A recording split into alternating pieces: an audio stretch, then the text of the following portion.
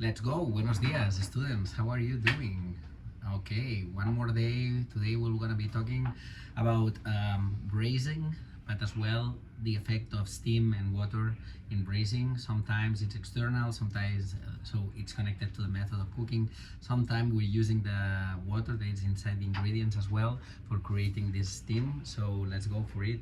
Number one, we're gonna start with a salsa. Okay, it's a salsa verde. Probably most of you are very familiar with this salsa, but anyways, if not, it's a salsa verde it's a Mexican salsa, and basically it consists of a four-step process. It's pretty detailed. Number one, we'll need to roast tomatillos, onions, chile poblano. If we find it, always chilies are complicated to find. Jalapeno and garlic until they're blistered and softened. Okay. Number two, we'll peel the poblanos. We'll remove the seeds, and if desired for less heat, we can remove the seeds, right? If not, we just can put it inside.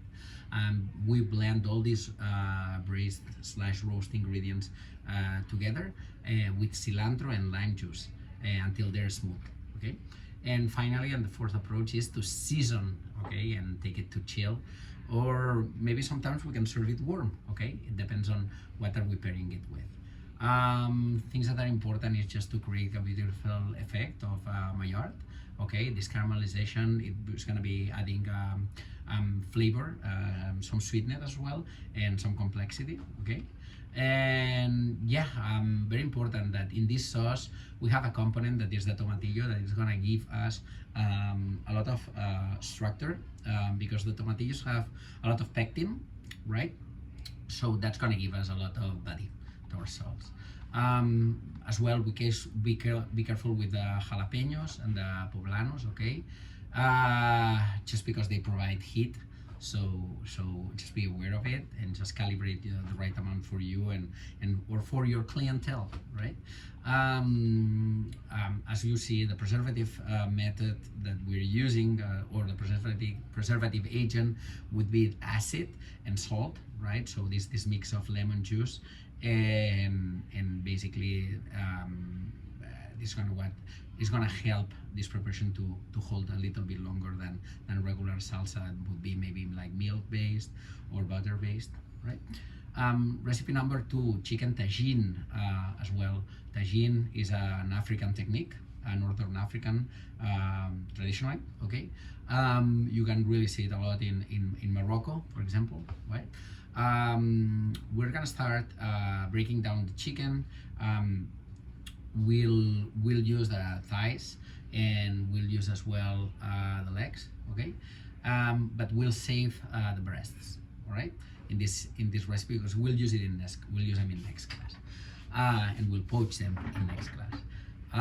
We'll season this and brown these chicken pieces we'll season and we'll cook it in a tagine, okay, or in a Dutch oven if we don't have one.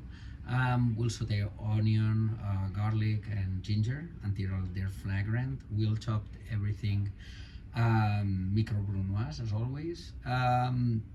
We'll add olives, whole olives, pitted or unpitted, doesn't really matter.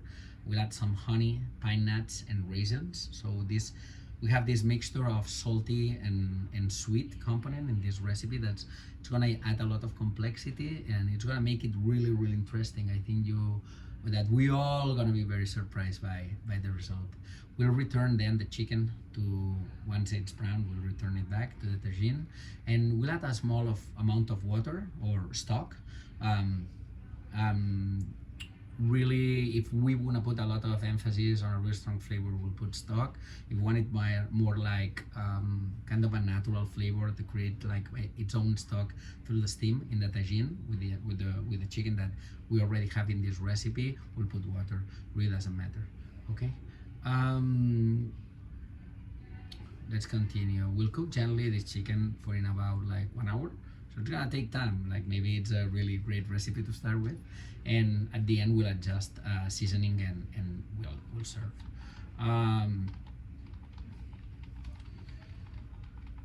Very important to preserve the moisture in this recipe, so all the fiber from the chicken gets broke down, and we have a lot of consistency on the flavor, right? And it needs to be preserved humid.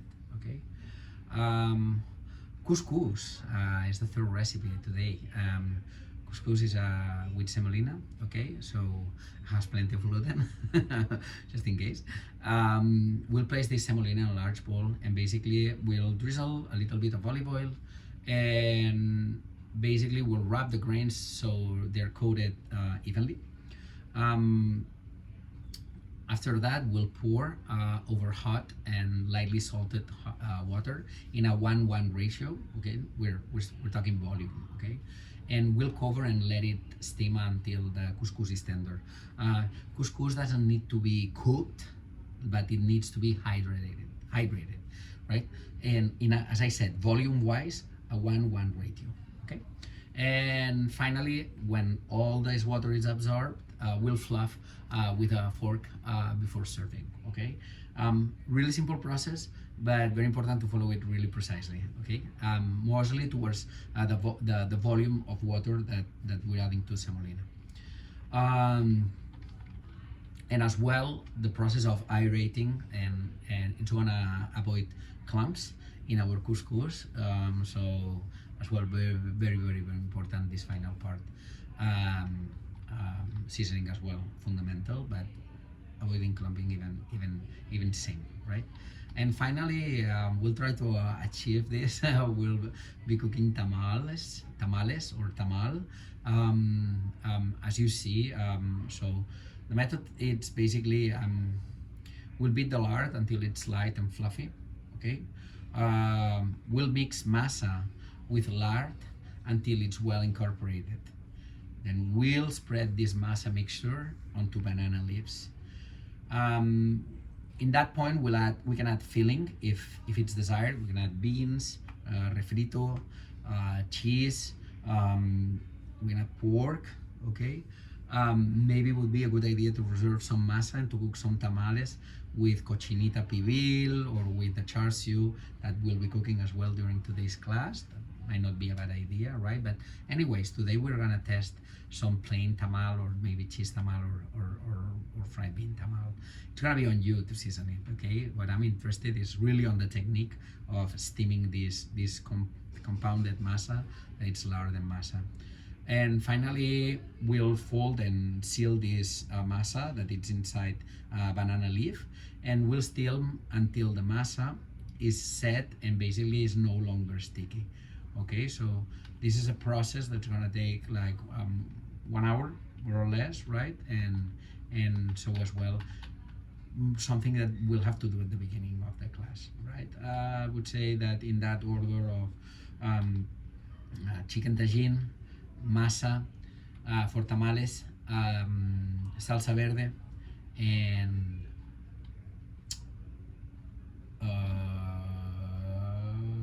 couscous. Yeah, sorry. So, but it's on you. You get your prep list in order, and bon appetit, bon profit. Thank you.